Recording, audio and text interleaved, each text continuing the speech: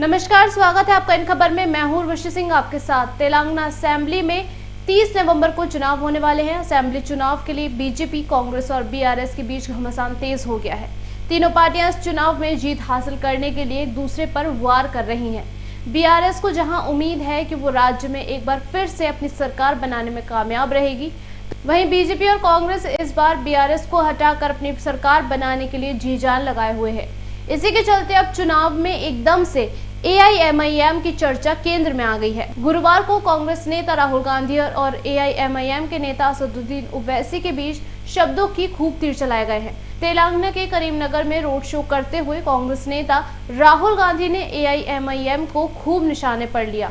राहुल गांधी ने कहा कि जहां भी कांग्रेस पार्टी बीजेपी से चुनाव लड़ती है, चाहे वो असम हो, महाराष्ट्र हो या राजस्थान हो, वहां पर एआईएमआईएम वाले बीजेपी की मदद करने पहुंच जाते हैं और हर सीट पर अपने कैंडिडेट उतार देते हैं।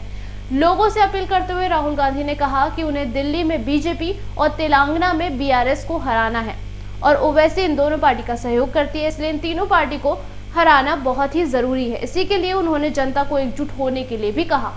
वहीं दूसरी तरफ एआईएमआईएम के नेता असदुद्दीन ओवैसी ने भी राहुल गांधी के आरोपों पर पलटवार करने में देर नहीं की।